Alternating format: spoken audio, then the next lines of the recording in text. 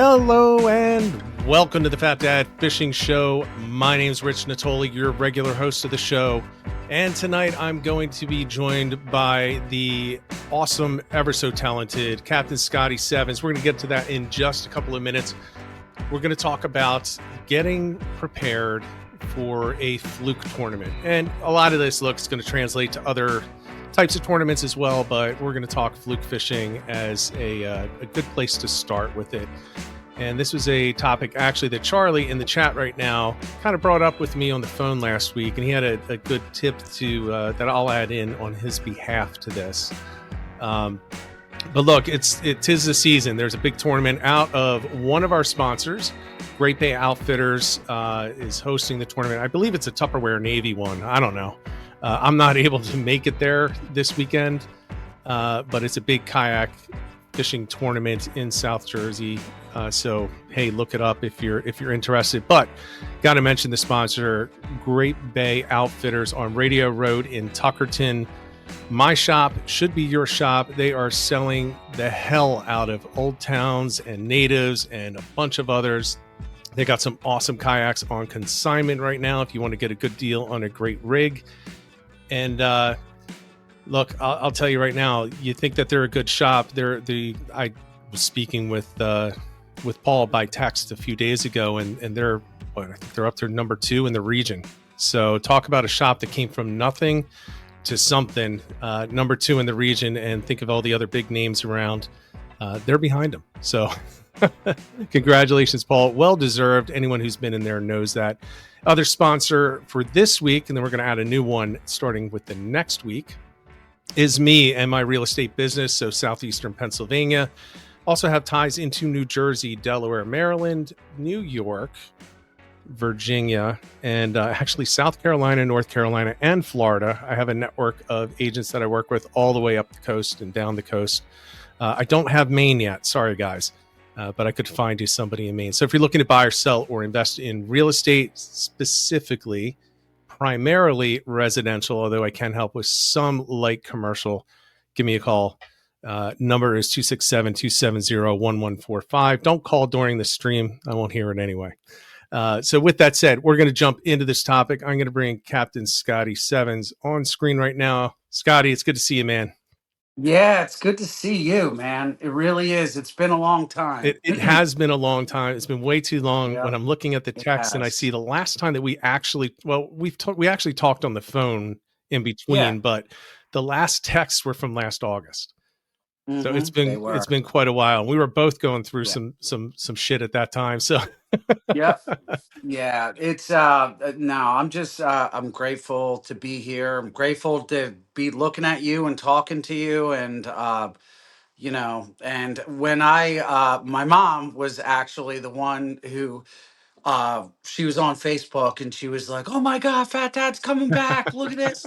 She was so pumped. She loves this show. So I appreciate it. shout out to her. I appreciate it. What's her rank? Admiral Sevins? She's in charge. It's she's Mama Sevins, MOMMA. There you go. Mama Sevins. There you go. Yeah, there you go. Well, this is going to be, I think this is one of my favorite types of shows to do. I love having guests on where, people aren't really familiar with them, but really anyone who's watched the show, listened to the podcast over the past several years knows that it's when we have people returning. There's already a relationship, not only between us, but with the people in the chat and the people that are, you feel like you know each other. And this is one of those. Really happy to have you on. We're going to definitely try to. Yeah, I mean, you're following your group in the chat. It was like family for a long time for a lot of people. You know what I mean? Yeah, it really was, and I was happy to see Elle was back on, and this is a really good positive thing. So I'm really happy to see you guys back. Well, this is going to be fun because we're going to talk about fluke fishing and preparing for tournaments. And this is one, guys, we want to see some participation in the chat. Charlie's in there, participation trophy fishing, James Flynn, Rob Widmeyer, Charlie Lunchbox is in there who has some information for today. Jack West. Hey, it is good to see you in there, Jack. Mark Smith. Stephen Duda. There's probably others that I can't see right now. How about Ben? Crabbing and fishing. Is Ben in there? I don't see him in there. It does. Because Ben was another big one every week. Yeah, he might be on the water right now. Yeah, probably. He's been going hard, man. He has. He's really Yeah. gone the way of the content creator on Yeah. Facebook, which is something that just does not appeal to me. Yeah. Just not that No, guy. I don't know. I love seeing his stuff, and he works really hard, Yep, and yeah, so he big does. shout out. He deserves everything he's getting. It's just not He for me. does. I don't know that I could do it. I don't know that I could do Yeah. it. All right, so let's start off. So Hmm. you're going to take a different perspective. I'm going to try to take Yeah. the perspective of I'm going to try to bounce around from different perspectives, but we really have, you're going to be primarily boat. I'm going to be Yes. primarily kayak. And I'm also going to think about land fishing as well, because I do more tournaments from shore and kayak individually than I do on boat. So that the boat is the Yeah. third one, just because I don't have a boat, not anymore. So um, we should have And it covered.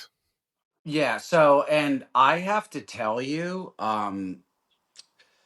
I feel like flounder fishing from land can be just as, in fact, maybe even more productive than even on boats, to be quite honest with you, especially the beach fronts. Yeah. Like, such a untapped resource. I mean, there's a lot of people that are really dialed into it, like up north and down here especially. But like, yeah. Yeah, I was going to bring that up as one of the things Mhm. later. But let's start off this way. So Yeah. let's pretend that we're both fishing a tournament on Sunday. So we have a full week essentially to Yeah. get ready for it. Is there anything that you're doing right now that's going to get you, into it? Like, are you starting today? When are you starting in the week ahead of that? In the week ahead of that, Pretend that's that a you're not a tough one. fishing guide. Pretend you're not a charter Yeah. captain. It's Yeah. just for fun. So really, if it's just for fun, I'm probably going to be tying rigs, and flounder fishing especially. Like one of my favorite rigs is basically like the three way, like a three-way rig. Yeah. And I really wish that I had one to show you. I just didn't really have time to tie anything up or prepare. But like a three-way rig, and the three-way, I usually like to have maybe like a foot, maybe 14, 16 inches between the three-way and where my bucktail is going to be on the bottom. So I like to keep that relatively short. Right. And the trailer where the teaser is, I actually like a very long teaser. You know what I mean? And typically, if I'm going to be fishing a tournament, and in prepping, I'm going to be out catching my own bait. That's going to be like the biggest thing. And um, so again, I'm probably going to get like a lot of flack for this, but I'm not really. I know gulp is all the rage, and a lot of people use it, and I don't deny that it works. I really don't, and it's amazing. However, I'm a live bait guy through and through. I really am. Yeah. Well, So, I'll tell you, if I'm tournament fishing, I hmm, always have live bait. Now, yeah, most of the time it's going, I'm only going to start off with killies, minnows. hmm, I'm going to be yes, towing that yellow bucket, and hmm, I have a nice little perch for it in the back of the kayak when I'm moving between spots. Um, but actually, I'll throw this out there. It actually helps as a drift sock sometimes. So make sure you have a yeah, long line on there, because that can help you with positioning. But that's a separate topic. So I'm always going to bring, for a tournament, I'm always going to bring gulp, definitely gulp, but I'm going to bring the live killies/minnows. I'm probably going to bring squid. hmm, And I always, 100% of the time, even if they're not in, I'm bringing a sabiki rig, because I want to get spot. Because to me, yeah, spot is the number one bait when you're looking for the big fish for a tournament. It's a lower percentage, But if you can catch some live spot and just drop them down there on a circle, I mean, you're golden as far as I'm concerned. Yeah. So, no, I totally agree, and I was actually going to hit that subject, but yeah. So that's I am always bringing live spot with me. In fact, I don't leave the dock without live spot for anything. Even if I'm doing sheep trips, Yeah. I always have spot in the live well as a just in case because they're just candy for everything. They really are. I wish I And could carry them around in a kayak. yeah. You can't do it, but Hmm. man, Yeah. it's great. Is it? Yeah, it's definitely a tough thing to keep alive. But if you can always have live spot on hand, especially this time of year, a lot of them that you're going to get from the bait shops, they're much smaller. So they're like your 3 inch, Yep. maybe four at max, and they're just fluke candy. And yeah, so that is like that's my number one live line bait right there. So are you keeping them ahead of time, or are you always buy, like do you have a circle pen at the boat? Yes. Okay. Yeah, I keep a bait pen, and I usually always keep them on hand. Okay. So So you're catching is them. my You're sabiki. yes, and I might get a delivery. Okay. So yeah, so it's just the easiest way to do it for me. Um, you got to watch the otters though, because I had the otters clean me out last And year. they'll destroy the bait pen too. They'll rip right through that damn thing. Yeah. Yep. We used to have otters Yep. on our dock, and it was funny. Sometimes, first of all, they destroy it because they crap all over the Yep. dock, so they destroy it. Oh, they do, and Yeah. exactly. It's funny until they eat $1,000 worth of spot from you, Yep. and you're just like, what? Yep. And then they'll destroy the You cage. know, They'll tear things destroy the kid. apart. Yeah, they're cute, Yeah, but they're not. yeah. You know what's funny? The funny thing is I've never once seen an otter in Ocean City, like never. But they were breaking into my bait pen. Yeah. You know. So we used to Um, have them. They would actually. I won't say they lived there. Well, actually, our yeah, neighbor's dock, they would go up the ramp and they lived underneath their porch, their deck box. So they actually yeah. lived under there. But Oh, then I believe they it. would go under a floating dock between the floats and between the Hmm. wood. So you could look down. So Yeah, the kids would go down there and they look through the cracks and they'd be staring at an otter, and then they just drop. They take our bait out of the little yeah. yellow buckets floating there, and they drop. But by the way, if you have a yellow bucket, they know how to get it. They'll just literally just open it and reach their hand in They and sure grab them. do. They know how to get in like lock bait pens Yeah, too. They really do. yeah, Zip ties are your best friend, man. yeah. Well, they could still get through. They'll destroy the netting. Yeah. They sure can. All right, so we're So both live bait, right? yeah, Okay. live bait guy. And as far as I do bucktail, like I said, and I do use gulp. So I'll usually tip, and I'm not really like a huge color guy. I'm usually going like all white. That's just me, Yeah. my preference. I feel like if if they're going to eat anything, they're going to eat white. So I'll go with a lighter bucktail, as light as I can get away with. Maybe a half ounce, 3/4 at the most, and I'll put like a little swimming mullet, just a white one on the bucktail. But I'll also get the Peruvian smelts. We call them. They're basically like a you know, live. They're just like the big killies, Yeah. that you buy at the bait shop, but they're big. And I'll put on the bucktail. I'll put one of those smelts or Achilles. I'll just hook it through the eyes on the bucktail. So I'll always have one of them in conjunction with the gulp on the bottom on the bucktail. And I usually on my teaser rig, I'm not much of a skirt guy up top, but I will just dangle one floating like one of those little killies Yeah. or Peruvian smelts, I call them. Just one of those, and a single one of those on your teaser rig, on my teaser rig, that gets bit like I would say 8 out of 10 fish are always on that on the teaser rig on that single little killie. Yeah. You know what I mean? I, Dead killie, frozen. You can get them in packs from tight yeah. lines, even the frozen Yeah. I ones. know which ones you're talking about. Yeah. The ones where Yeah. the carton falls apart when you try to open them and they're frozen. Oh, yeah, Yeah. absolutely. Yep. And then once they thaw out, they turn to Yeah. mush, and one bite and they're gone. Yep. Yep, they're a pain, but they work. There's something about the oils in those things that it's like I just feel like it's like flounder. I don't know, flounder gold. Well, It really is. and look, it's a tournament. So if you're going to invest in Yeah. something like a weak bait, the potential for the payout is there for a tournament. So, you Yeah, know, sure is. and that's where I do change things up. There are times where I'm not going to get those, different types of baits. I'm not going to use, there was a tournament 2 years ago. So I didn't fish last year, but there was a tournament 2 years ago, and it was during that incredible invasion of croakers.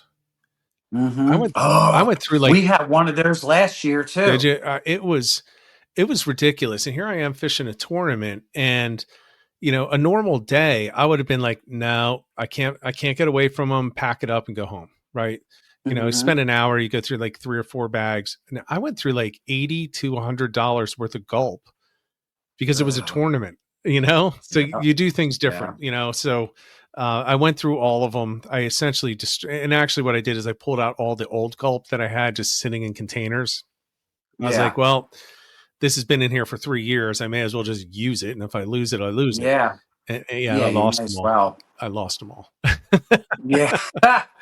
Yeah, we had a major croaker invasion of our bays last year, which was a blessing and a curse, actually. I mean, like I was catching those croakers like all summer long and live lining those, Yeah. even. Well, that's the thing. So, Yeah. If you can lie, that's where the larger baits, then the larger live baits are great. If I had had mhm, spot for that tournament, that would have been, that would have been great. And I should have just used some croakers, but I yeah. didn't. I just stuck to my plan there, and I went, I just crushed the bags of gulp and then had to move on.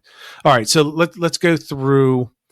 So what I'm going to do early on is I'm picking spots. I'm starting to pick areas and spots. I'm hoping that wind finder, which is what I use primarily, is going to be at least fairly accurate. Taking a Yeah. look at the maps, and I'm trying to set up my drifts based on the incoming or outgoing tide, where the wind's supposed to come from. And I'm coming out with a plan a week in advance. I mean, honestly, I'm probably trying it 2 weeks in advance, just Yeah. looking for spots and everything. But I'm coming up with different options. So as you get closer and closer, then I just end up refining it. Because if I see on Monday, let's go 4 days out, and it says, okay, it's going to be a southwest wind. Okay, so it probably means it's going to shift anywhere from northwest to maybe southeast, but it's not going to hit the other part of the directions of the compass rose.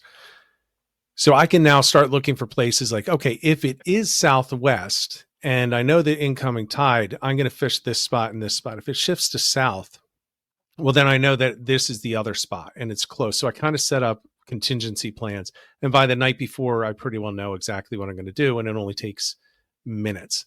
So I'm definitely doing that. I think too many people that I talk to after the tournaments are over, everyone's sitting around and they're saying, tough day or great day. I'm in the running. I didn't get anything. Most people will admit they didn't really have a plan. They knew their first spot Yeah. and that's it. And I just Yep. think that's not, you're just killing your chances. So no, I totally agree with you, and really, it's the same thing. Like it's the mindset I have to approach every single trip with. Like no matter what the species like I'm targeting, you need plan A, B, C, and D, and you need contingencies for everything. Um, and backup plans, because very, very rarely does like your first plan ever work out. Right. You know what I mean? So like that's a huge thing. That's why like boat guys, if you have the ability to carry all these different things, like all these different types of baits, like highly encourage you to do it, because you can never have enough backup plans. You really can't. Yeah, and I will say this. I agree with that for tournaments, but I don't Hmm. necessarily agree with that for other days, because Yeah. the one thing that you constantly have to fight if you bring a lot of gear is switching too quick. Yeah. And boats, the boat guys just have I think the natural tendency to do that because you can. It is Yeah. so Because. easy to say, this spot sucks. I was wrong. Pull them up, guys. Hmm. Let's go. And then all of a sudden you're going 40 miles an hour and you're making a 2 mile run. With Yeah. kayaks, and especially on foot, you can't do that.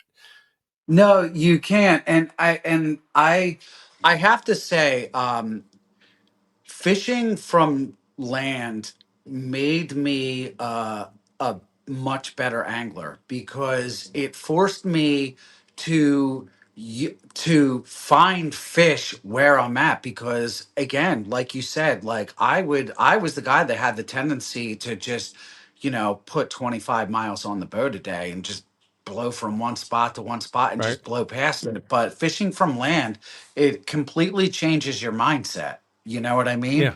Like it forces you to focus on, okay, I can't run to all these different places. There's fish here. How am I going to catch them?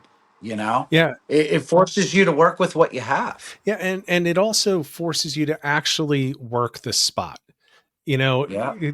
Just because it didn't work, I can't tell you how many kayaks single drift, and they're Hmm. single drifting. Like, what are you doing? You did one drift. You covered 3 feet of this Yeah. entire area where, you've got a 12-foot wide lane here, which is full of bumps and drop offs and everything that you could Yeah. want. And you drifted it once, and now you're picking up and you're going to the next spot. Well, you only covered maybe 3 feet. You got No, 4 or 5 it's drifts on that you can do at least to cover that entire drop off, and people don't do that. And boats, I think, tend to do that more often, or they'll make the run back up to the start of the drift, and they'll drift the exact same spot because they had one bite along the way. Well, you're not moving. I have a name for those. Yeah, They're called flounder zombies. yeah, yeah, The guys that just aimlessly drift around the channels like this, like pull up, go back, pull up, go yeah, back. Yeah, they drift around like zombies, yeah. you know.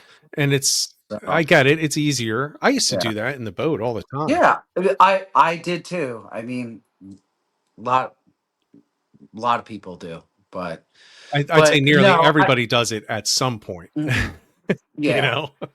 So, and that's the other thing too. Like people forget that flounder are very much a structure oriented fish. You know what I mean? Yep. So, like I always said that when I started because I really got into togging. It was one of the first fish that like I really I don't know what it's about them, but they captivated me.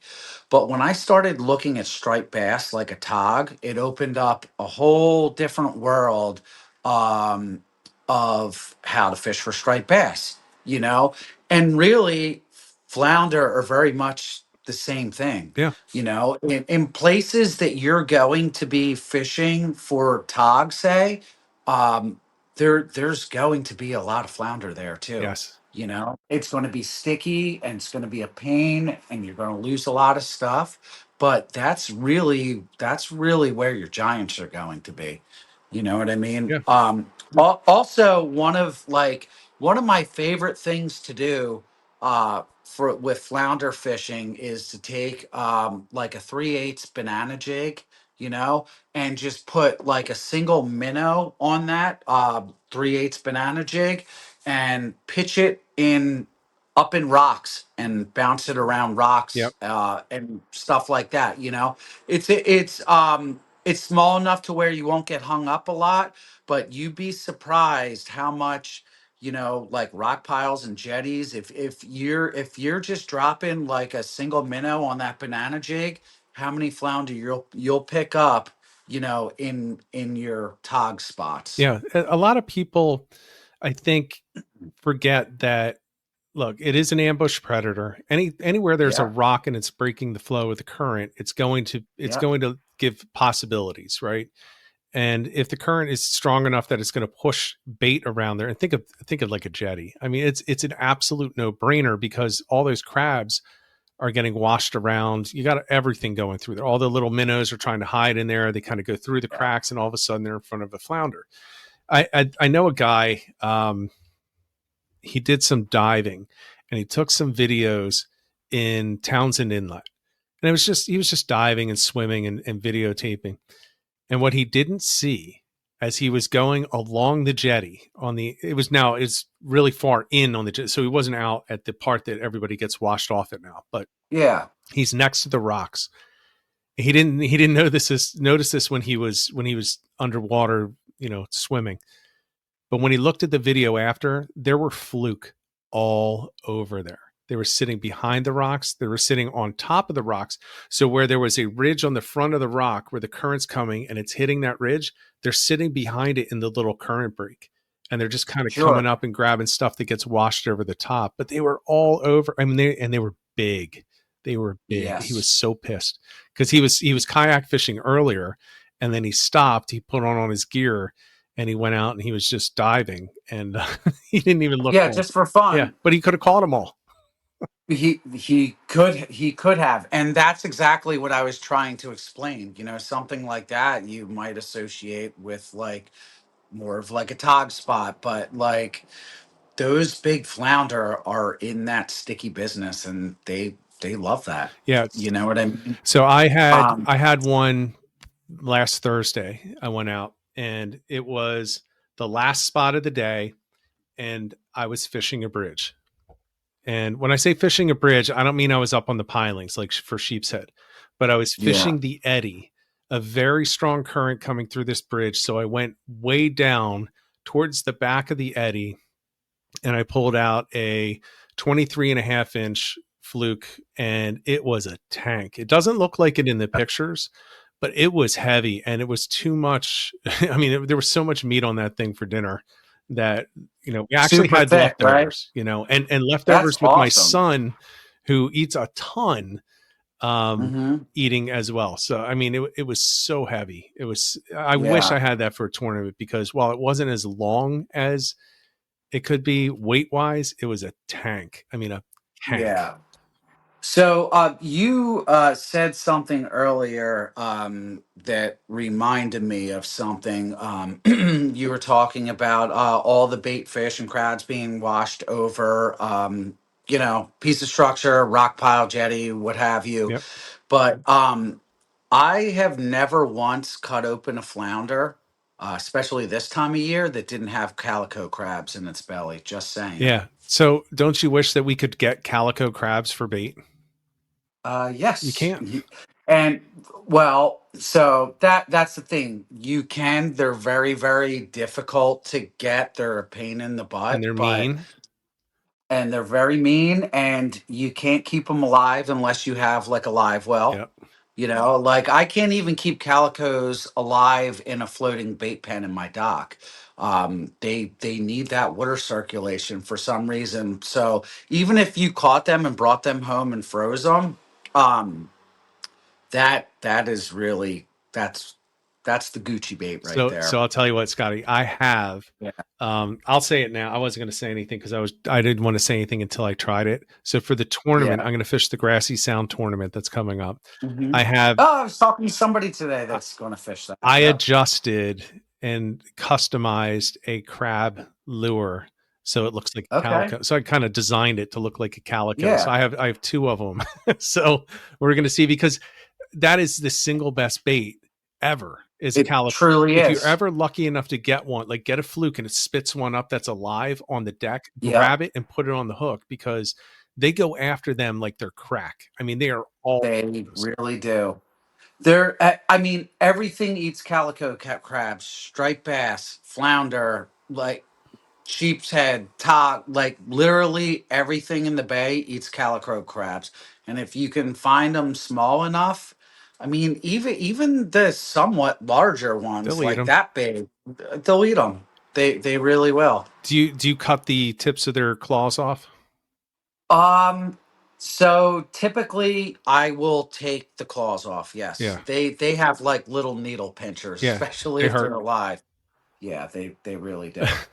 Yeah, they're mean. They will eat everything in the bait pen. If you put them in with sand fleas, they'll eat all the sand fleas. Yeah, Like, and typically I find them if I'm fishing for sand fleas, which is another while I'm at it, often overlooked flounder bait. yeah.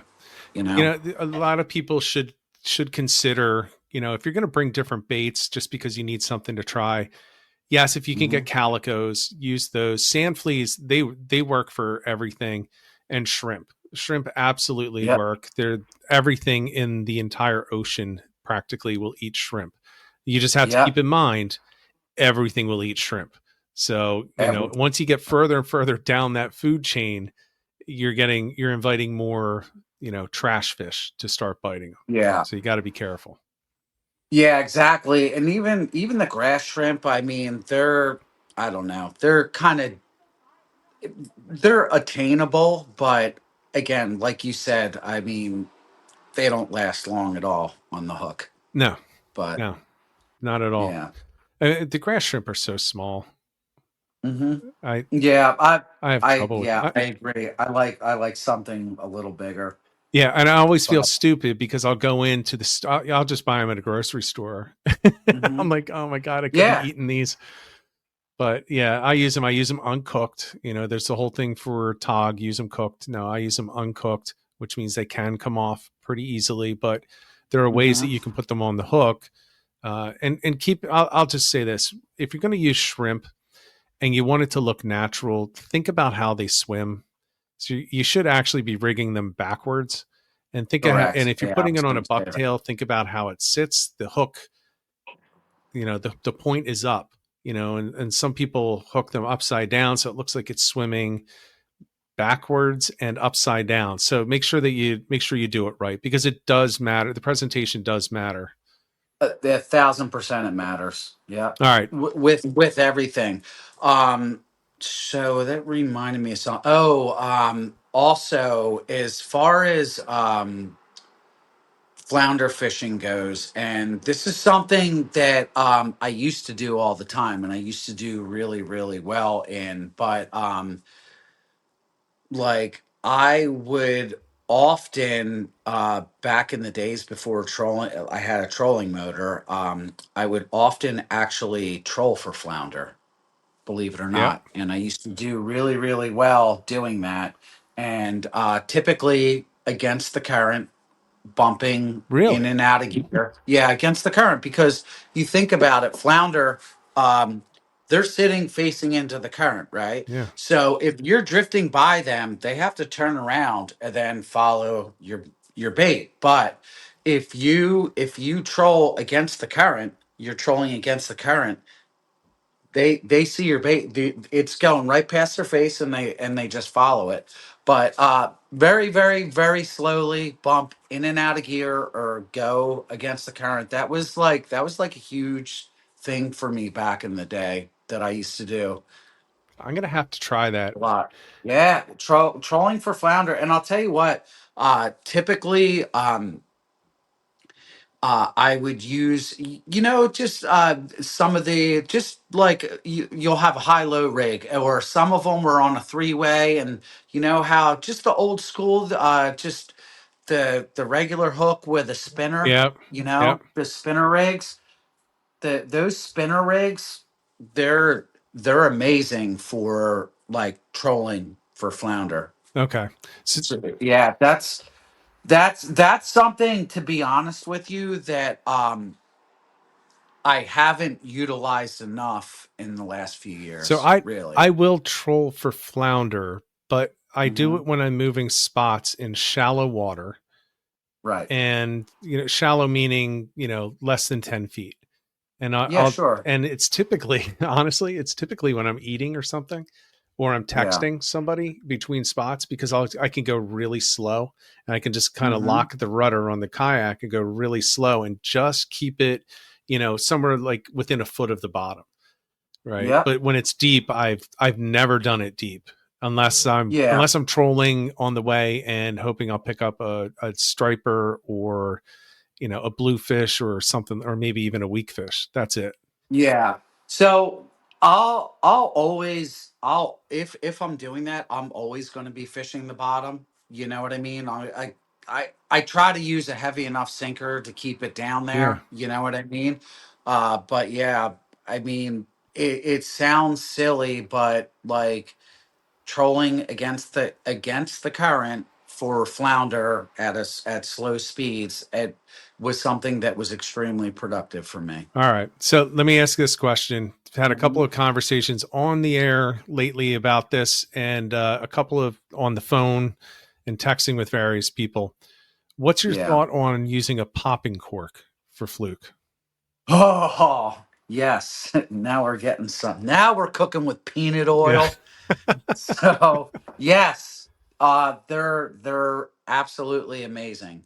And the great thing about that is you can set the depth Yeah. where you want to. Where I'll do like a killie or something. And I'm talking when I say killie, I'm talking about the little spearing. You know what I mean? The dead spearing.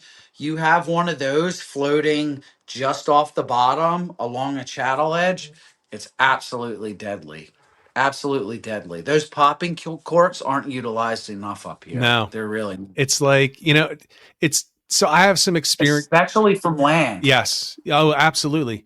So I have some experience with, the southern species. So redfish and Yeah. speckled trout. And I know how to catch those.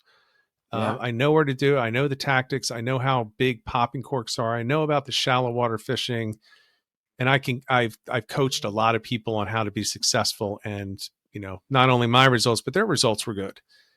Right. And it amazes me that a lot of people think that it's a one-to-one translation to up here, and it's not. Like, you can't Mm-mm. fish here the way that you fish in North Carolina. You just can't. It's not the way that it works. The flounder are in Right. different spots because it's an entirely different ecosystem. But you should never mistake the fact that it's a different ecosystem with the fact that things won't work. There are certain things that will work, and the popping cork is one of them. Mm-hmm. Fishing outlets to creeks is universal. It doesn't matter if it's a 20-foot creek going into a 40-foot channel up here, or if it's a 2-foot creek going into a 4-foot channel down in Florida. It's going to work. If there's a dock, God, if you can find a dock at the end of one of those outlets on outgoing tide or something, yeah, fish the dock whether you're here or down there. Yeah. But if it's 90 degrees and the water's in the 80s, don't go up in the flats when you're up in the mid Atlantic and start looking for potholes. They're not going to be there, and if Yeah. they are, they're No. just going to be the little ones. So there are a lot of differences, but we just ignore too many things. And the popping cork has to be the biggest violation that the mid Atlantic and Northeast fishermen have as far as tackle when it comes to fluke. Yeah. It's something that people, like you said, like a lot of people like up here are kind of ignorant to it. Yeah, You know what I mean? And not for nothing, but it's just not a tactic that we use up here. But it can be absolutely deadly for a lot of different things, I might add. right. Yeah, and there are things that we don't know here that they also use up north of us that we really need to be doing. Yeah. About the only thing that's universal is, and maybe it's thanks to Skinner, is the bucktail on the bottom, the dropper loop on the top, and Mhm. the John Skinner Yeah. special. But there's a lot of Hmm. other things. You look at how they fish for striped bass up in Massachusetts, it's entirely different tactics than down here. And you can Yeah. learn a lot if you look at those. You just have to adapt everything. So I'm glad you like the popping cork. I love the popping cork. I Yeah. definitely I have one of those. absolutely love it. Yeah, I'll have one rigged for a tournament. I was saying before, if I normally I'll take 4 rods when I go fishing. Last Thursday I had 4 rods, And Hmm. for a tournament, though, I'm going to have like 6 rods. One's going to have a popping cork, another one's going to have a sabiki rig, and then I'm going to have my other, standard issue. I'll probably have a slow pitch for a different presentation so I can use metals. And then I'm going to have, my 3 standard rods, my primary, secondary, and tertiary. And then if I want to go special, I'll go over to something else. So Yeah. So typically, like if I'm fishing for flounder tournament fishing, like I'm going to be using my one rod with my bucktail, with my single spearing, and I'm also like I'm going to be dead sticking or live lining like that spot. So the whole time I'm drifting, I just keep that live bait in the rod holder. yeah. That's that's usually my move. Yeah, so I will do that. So I'm a single. I will fish a single rod 100% of the time, unless I'm in a tournament that allows a second line. Then Hmm. then it's always going to be that live line spot if possible, and if not, I'm not going to use a gulp. I'm going to put live bait or dead baits on that second rod, and I'm just going to kind of let it sit. I'm gonna put Yeah. it out there. All right, so that's one of the, so for tournaments, I want to give a tip that I truly believe in. If there's a spot, like, you should have a spot in your pocket that you spent a lot of time on and a lot of thought on. You should probably have 2 or 3, depending on how the conditions might change for the day. But you have to have your emergency spot. So time is getting thin. You have to have a spot. If you're kayak fishing, you have to have a spot that you are just going to crush in your last half hour. Um, for example, the Grassy Sound one, I had a spot a couple of years ago and I had like nothing to weigh in. And I'm sitting there and I'm like, okay, this is a 5-minute run. Here's what I know I have to do to get that kayak loaded and get to Grassy Sound if I catch something. And here's the structure I'm going to work. And we passed over, it was near the launch. And we passed over it in the morning because it wasn't a great spot for the morning. But one of the Yeah. reasons we launched there and not another spot was because I knew that spot. Well, that's why I launched there. I knew that spot was my emergency spot, and I had something to weigh in. I ended up coming like what I think I tied for 4th for the thing. Hmm. So I didn't place, but I at least had something, and I had it down so I knew exactly how long it was going to take me to get into the weigh-in, so that I literally fished every second. Everybody else had packed up. Most of them had actually left to go back to the weigh-in and just kind of hang out, get something to eat and drink. And I'm sitting there, and if I remember correctly, it's pouring rain on me, and I'm just fishing, and I got one. I got a good enough one. I think it was a 22 incher or something like that. There you go. Sometimes it doesn't take much. I mean, listen, us South Jersey guys, like, let's face it, our flounder fishery isn't as good as it once was. Right. You know, we don't have it like we do in North Jersey. There's some people that are extremely dialed in down here to the flounder fishery. I'm not the greatest flounder fisherman, but I kind of forget where I was going with that. But Well, yeah, but you have to look, if you're going to fish South Jersey, especially, you yeah, got to be ready for the grind. And I think you you got to do. see it through. There's a Hmm. mentality that goes into the whole thing. And it goes back to something that I've talked about a lot is if you, and actually you're usually the center of this conversation when I have it. And it's because you love dart spins. Oh, I love And them. Ed Yeah. Ed Catch hates them. anything that swims. Ed Yeah, absolutely I hated them know. because he's I never caught remember. anything on them. No, I And know. and he would always say it's because he knows he won't, so he won't. And so he gets pissed at Hmm. himself It's because your confidence bait. exactly. Everybody needs a confidence bait, But if you're going you for a know? tournament and you want to place and you want to do well, you better manifest that confidence throughout the entire day. Even if you don't have something to weigh and you got to lift those lines in 5 minutes to get back. Yeah. You know, No, I agree. So speaking of, that reminded me of something. Those like don't be afraid to like employ some like unconventional tactics too. Like for flounder especially, um they make these freshwater jigs, and forgive me, I can't remember what they're called, but they're a jig that basically will stand up on the bottom. So whatever your soft plastic is, uh, like when it hits the ground, it's standing up straight. Yeah. You know what I mean? Yep. I can't. I just can't remember what they're called, whether they're mushroom jigs or they're something like that. But I've used them to great success as well. So it looks so basically when it falls, it's sticking straight up in the air. It's on the bottom. You dance, it's sticking straight up. Yeah. I Yeah. It's like I the said, Ned. like I've Pat just said it's the Ned rig. is it? Yeah. Yeah. Yeah. I've done really, really well with those. So it's it's funny that you say that.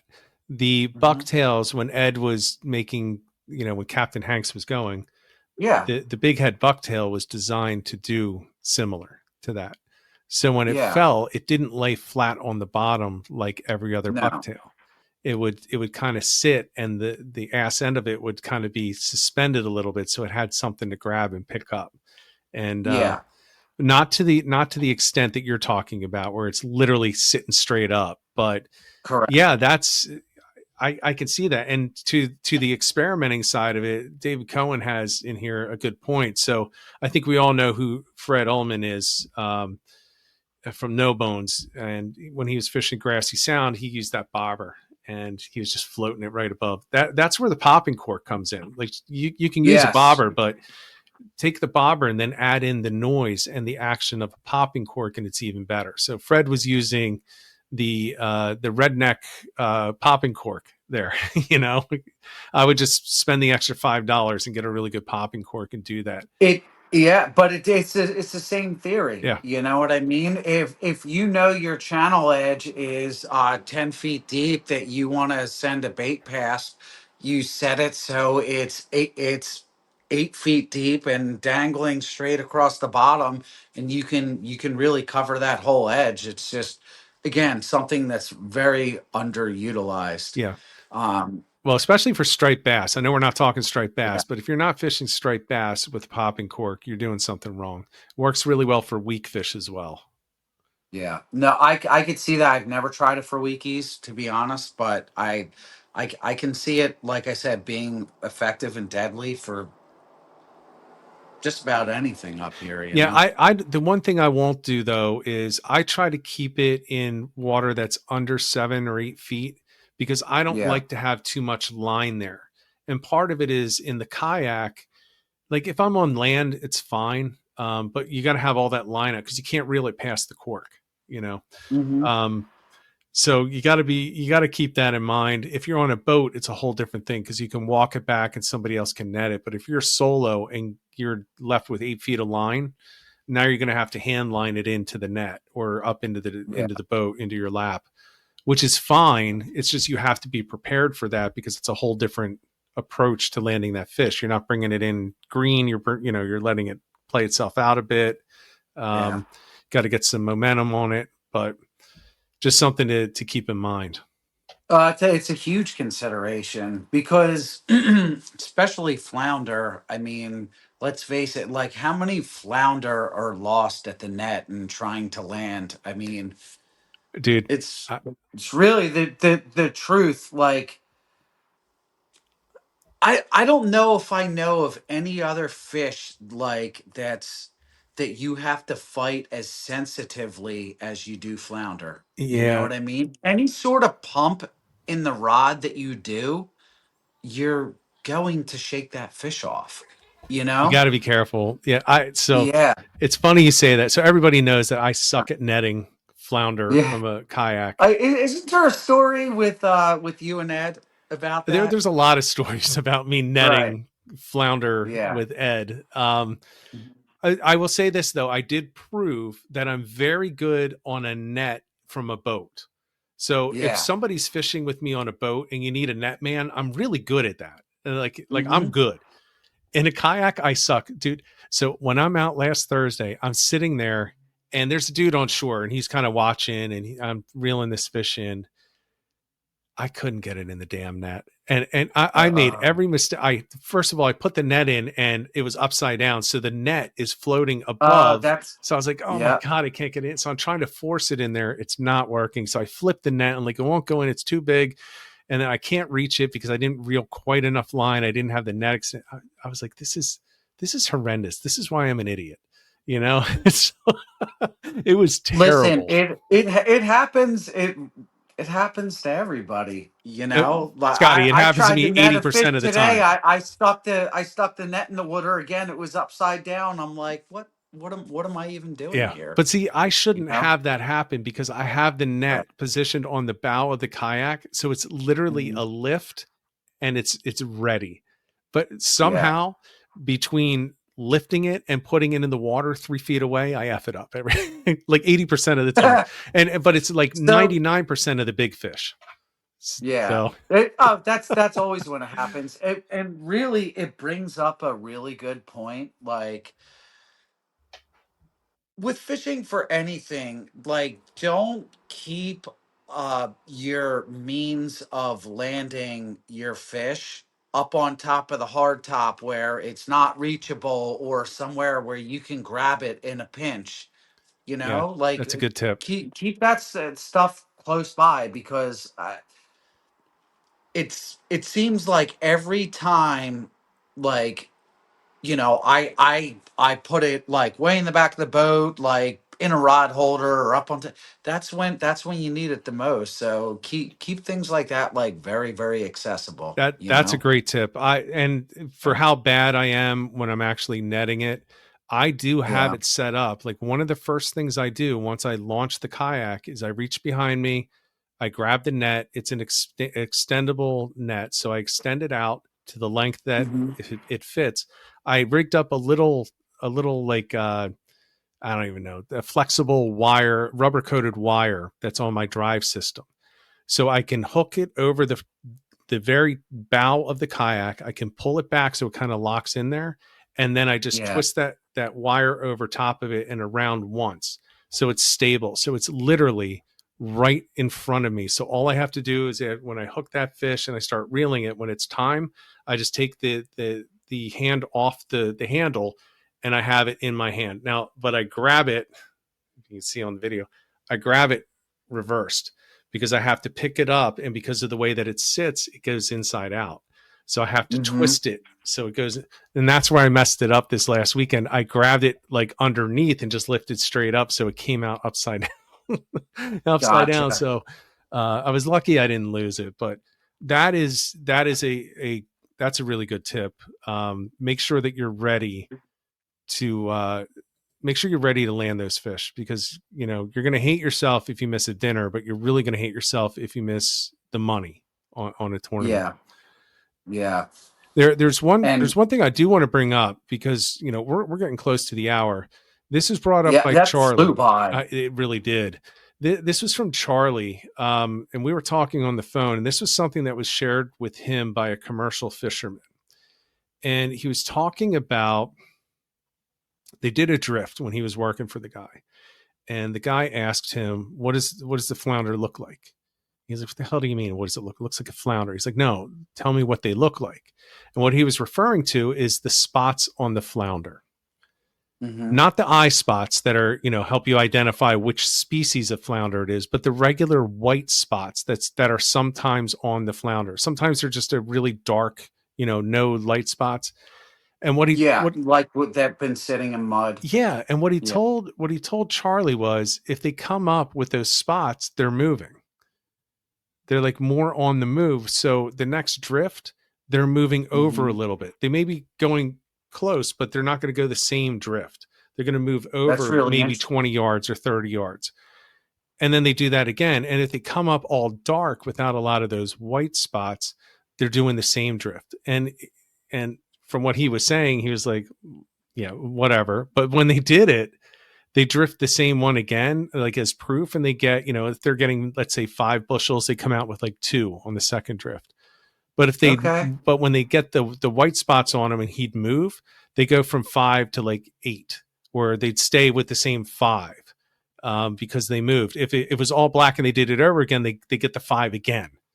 So Yeah. it did seem to line up. I know nothing scientifically that validates that at all. Yeah.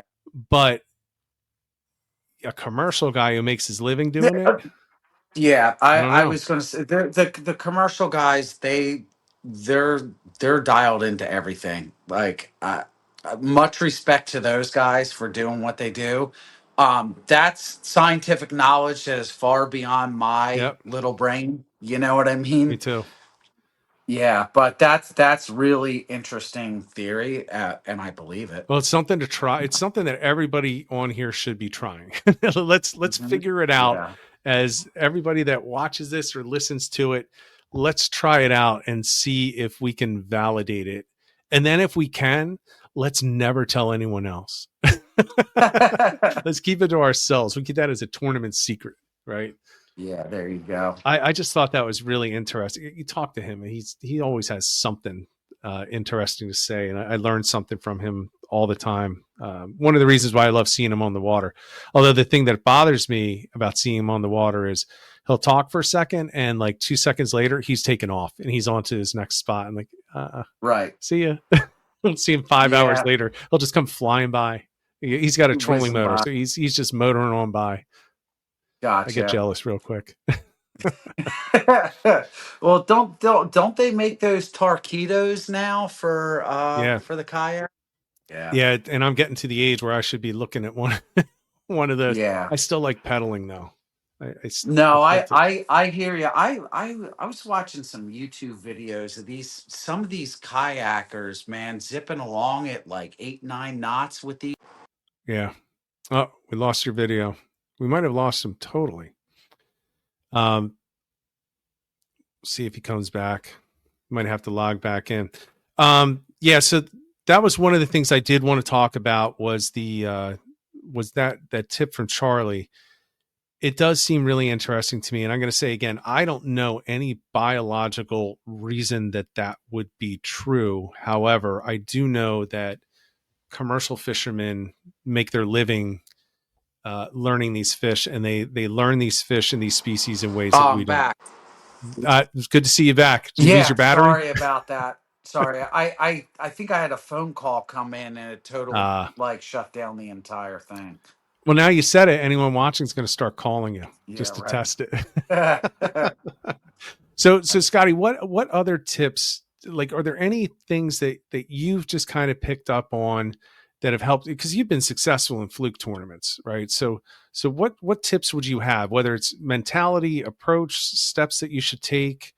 um, like I said, like always have enough options. Like I'm very much like an option type of guy. Like uh but be sensible about it. You know what I mean? Like don't be the guy that's like you said, like throwing everything in their box and not, giving what you have a chance. Like when I mean options, I just like to have options for like different types of live baits. You know what I mean? That Yeah, sort of thing. Live baits, dead baits. And having confidence in what you're throwing, I just feel like that's the almost like the biggest key to anything, you yeah. know. I, and I'll say I think the one thing that I'll say a couple things. Make sure you do prepare. Yep. Nothing ruins a day quicker than realizing you didn't take the time to plan ahead, and now you don't have a plan and you don't know what to do. Yep. So make sure that if you want to be successful in the tournament, as far as weighing fish or measuring fish, make sure you do that. You owe it to yourself. You're going to put in the time and everything, but once you're on the water, I think it's important that you keep in mind it's just another day fishing. You Yeah. don't have to be doing ridiculous, crazy things. There should not be stress over this entire process. There's not a person in the chat. There's not a person that listens to this later. So, 1,000 views and then listens later, in the next week on this, every single person has caught their limit. Every single person has caught monsters. Every single person has gotten skunked. But on an average day, if you plan it out and you approach it the way that you should, if you want to be out there to catch fish and not just have a beer or two, you're going to catch fish. So don't stress about it. Do what you do. Do what you know works. Be the fisherman that you are, and you'll probably be successful. Yeah, and it's a reminds me of like a good point, and in general, like focus on the things that are in your control, and don't pay attention to everybody else that's around you. You know what I mean? And Right. like I know for me, like I've gone through a lot of phases where it's like, oh, you're seeing this on social media and this guy's posting this and this guy's posting that. And then next thing you know, you're completely spun out and in a slump because like you're focusing on all these other people that are catching all these different fish and why aren't I catching? Yep. Just focus on yourself and the things that you can control. Like turn all that other noise off. Don't worry about the guy grabbing the net next in the boat next to you. Just turn it all off. Focus. Just do you. You know. Yeah, I'm 100% with you. And I fish with some guys who are always focused on the people around them. Yeah. They're like, well, that guy caught another one. That guy caught another one. Like, I didn't even notice I didn't even notice there was a boat there. Yeah. It's like, oh, that's great for him, but he's not fishing where I'm fishing. Mm-hmm. So, he's not going to catch whatever's under me. And I'm Yeah. not either if I'm staring at him all day. Exactly. I want to focus on what I'm doing. Exactly. And it's very easy, like I said, to get sidetracked. It really is, Yeah. it is. And especially like with the social media stuff, you know? You should have seen Scotty a couple of years, maybe it was 3 years ago. It was the whichever one that Jake Canna for Grassy Sound ended up winning. I think it was 3 years ago. So He's an excellent fisherman, by the way. he is. He'll blast the hell out of a spot too. Like he doesn't move unless he thinks he Yeah. has to move. But Hmm. I remember in that tournament, he hooked. I mean, it was a monster. It almost it should have won the Calcutta for the whole thing, but he didn't enter it from a kayak, which is not something that's normal because you got the boats going offshore and he's coming in with the kayak and he's got Yeah. I think the biggest fish. But as soon as he caught that fish, a bunch of the guys that I was fishing with, they were like, "Well, it's over." I was like, "What are you talking about? It's over. He just caught it right next to you. How do Right. you know there's not another one like 3 Exactly. feet away from it on the next rock?" And but people let it get to them. Hmm. And they let it bother them. Now we did have that tournament. We had a really tough morning. So what we did do, everybody was having a tough morning. Boats, the kayaks. So what we did is we said, all right, you know what? Let's take a break. So we pulled up into a creek mouth onto a sandbar, and we just beached all the kayaks. We all sat down and we had lunch, and we just hung out and messed around for an hour, and then we got back to fishing. And that I think is good because it kind of reset everybody. But Yeah. once Jake caught that fish, there were so many people that were essentially out of the tournament. They were like, well, I can't win. Why? He just caught a 26 incher. I've seen 28s pulled out of here. Yeah. Like literally right here. And you're saying this 26 can't be beat? Hmm. Come on. You've caught bigger. What are you doing? What are you Yeah. doing? Uh, So to your point, I think it's great. Don't focus too much on other people. Focus on no, yourself. Do and what you do. exactly, exactly. And it's kind of funny, like still on the flounder subject, but like I've caught some of my biggest back bay flounder like fishing for stripers. Yep. Yeah.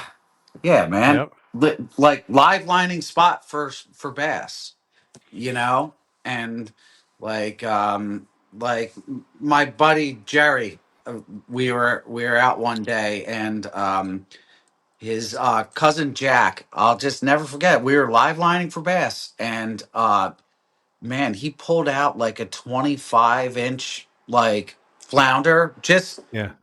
you know, Was just it in live. season? Yeah, Nice. absolutely. Yeah, but I mean, it just goes to show you, you know.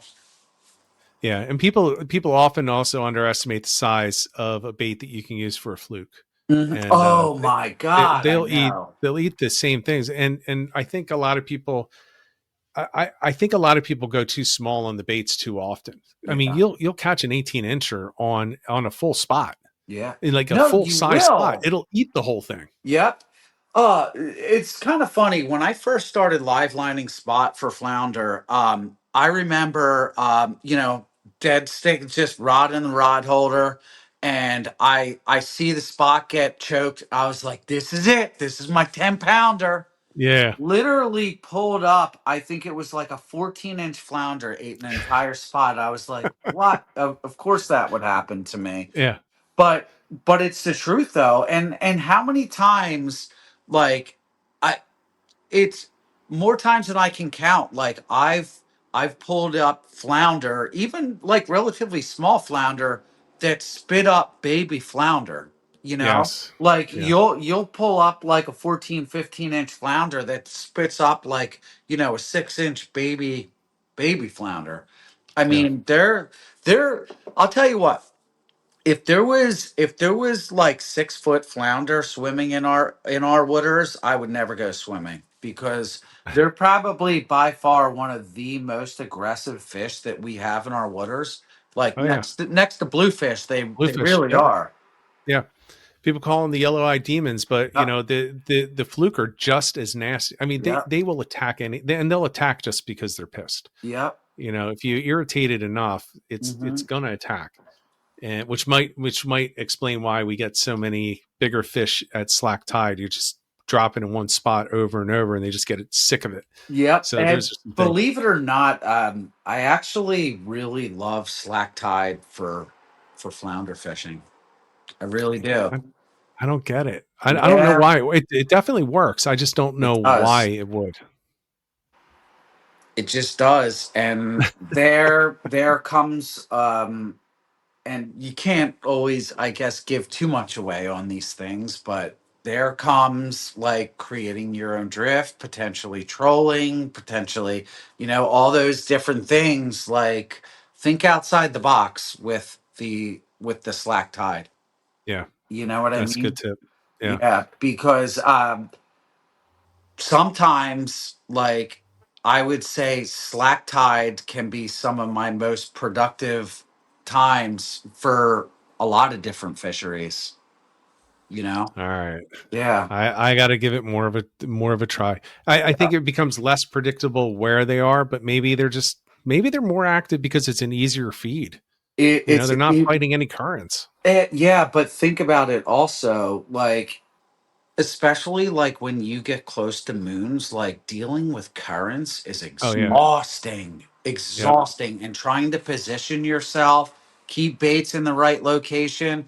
Like, and that brings up like a whole other thing, Rich. Like, um, but trying to, like, you might have this whole day planned out, right?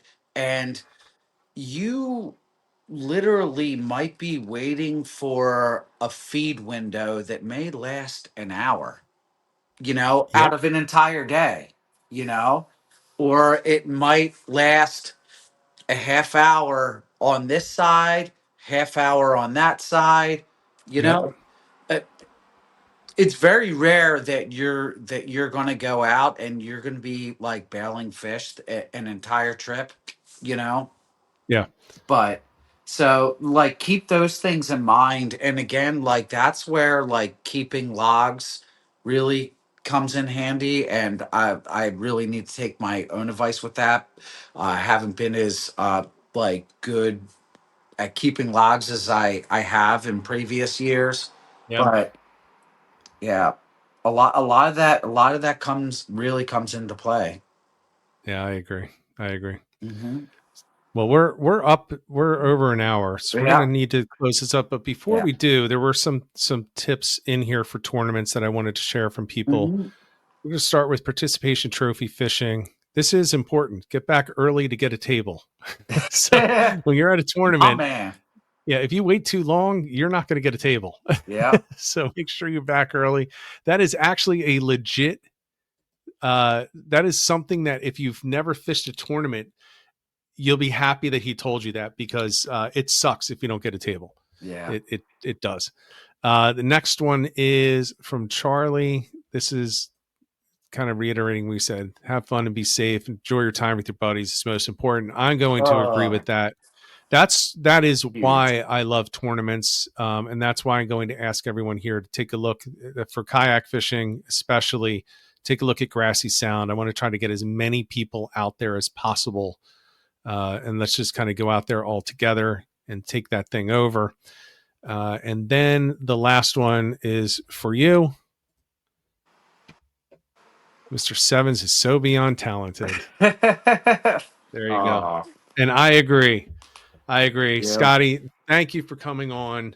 Good luck to you for your upcoming tournaments. You and I are going to be in touch. And let's do it, Rich. I'm grateful, to see this show back up and running. I'm really happy that like we were able to connect and have this talk, and I would love to come on anytime you want to have me. I'm more than happy to come on. Very good. Well, we'll talk, because I'm going to be on your boat soon, by the way. Awesome. So that's coming up very soon. Everybody, thank you very much. Again, take a look at the tournament down at Grassy Sound. I'm not kidding. When that comes up, let's get as many kayak fishermen out there as possible. We still have a few weeks before that. Let's just have fun. Let's get out there, and it's new ownership, so let's get them going the right way. So I wanted to go back to Charlie's comment, because it's something that I truly believe in, but people see the pictures and the social media posts and this, that, and the other thing, magazine cover. That's not what fishing is about, man. Like, what fishing about to me is making memories with the important people in your life, and spending that time together. So he's 1,000% right. He really is. Yep. So that's what it's all about to me. You know what I mean? I'm with you on that, and my perspective has certainly changed a little bit over the past year, and gone more and more in that direction. Yeah, no, I totally agree. Yep. It's just that it's the time, and my dad taught me this a long time ago. It's the time that doesn't get deducted from the end of your life. You know what I mean? So, spending that time with loved ones and being able to create those memories, like with my dad, my brother back in the day. That's what's most important. It really is. So. I agree. And that's why I'm going to be on your boat soon, because I'm going to be going out with my brother. Awesome. And my nephew. So, we'll talk in a little bit. No pressure, right? Yeah, exactly. All right. Thanks again, Scotty. Yeah. Everyone, thanks for joining in. I'll be back next week. Topic to be announced. Sign up for the tournament coming up at Grassy Sound. And don't forget, Great Bay Outfitters. Head up there, talk to Paul and his staff. He is just crushing it up there. And as a matter of fact, I'm going to be renting a kayak from him in a few weeks for my wife while we're on vacation, and probably going to end up buying another one up there. So I've been meaning to go up and check out his store. I'll meet you there sometime. I really want to. There's some of the big places around here have gone out of business, or not. That's because Paul took it all. Yeah, good for him, man. That's awesome. Yeah, it's worth going up there. We'll meet up there sometime. We'll get Paul on the water. Yeah, that would be cool. All right. Hey guys, thanks a lot. We'll be back next week. Until next week, everyone, get out there, get on the water, and get some tight lines.